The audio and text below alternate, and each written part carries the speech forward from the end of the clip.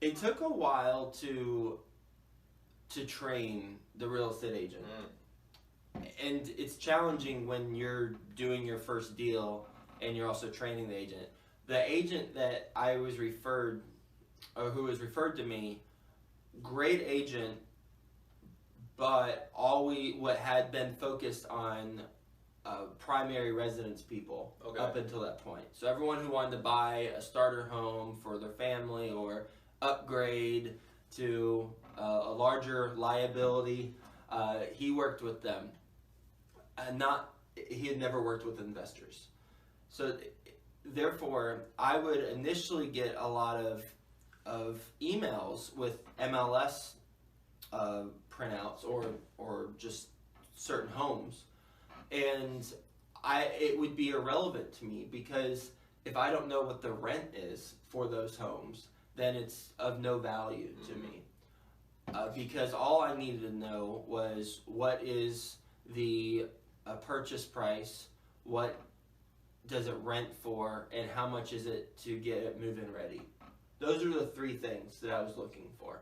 And I knew the areas, and I know the areas very well in Dallas-Fort Worth, so I was able to remove some of the areas I didn't want to be.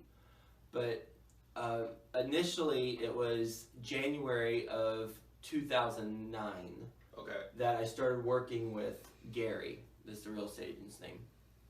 And I looked at he probably sent me 50 to 100 properties. Now, I did not run the numbers on 50 to 100 properties. I simply looked at what the rent ratio was compared to the purchase price, and that's how I ran the numbers. So it was really quick, 2-minute exercise per property. We ended up getting a property under contract in the summer of 2009, and I don't remember exactly what happened, but I ended up losing my earnest money deposit. It was a big hit. It was like $1,500. That it was huge. It still is huge for me, but proportionate to my overall income, it's much less now than it was then. And it delayed me a little bit, because then I had a W-2 income, and I was saving just a certain amount a month from my paycheck.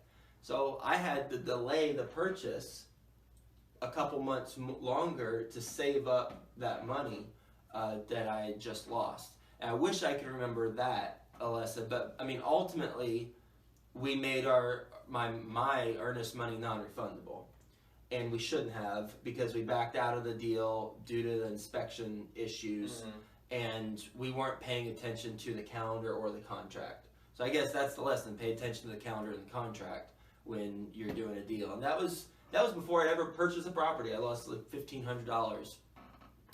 Eventually, after I saved up money, it was October of 2009 that I bought the first place, and I was looking for at least a 3-bedroom, 2-bath house.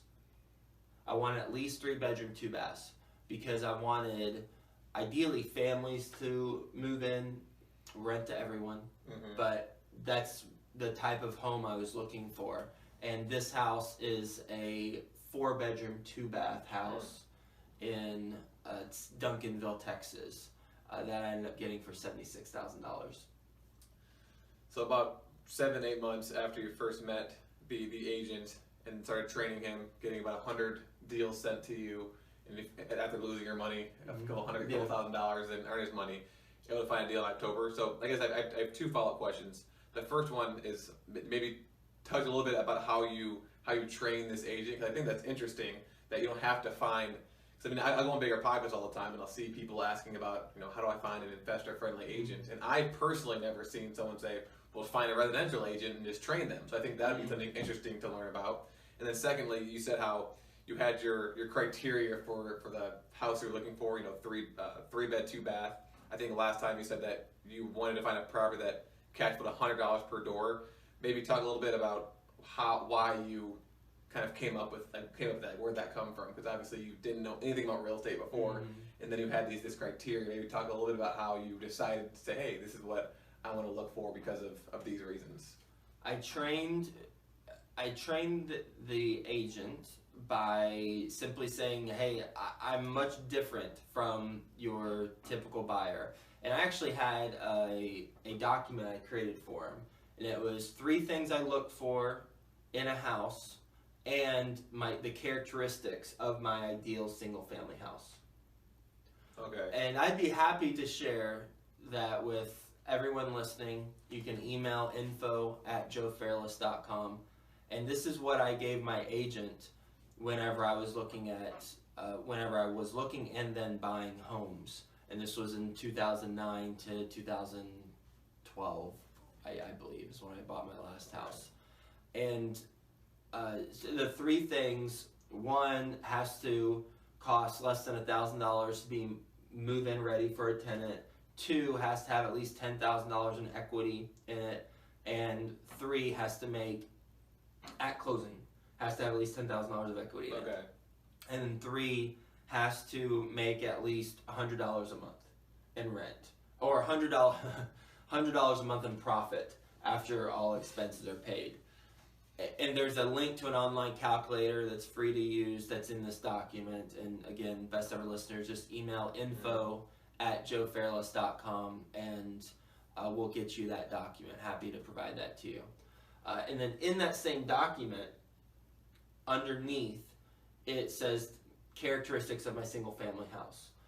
And it has at least 3 beds, 2 bath, no pool.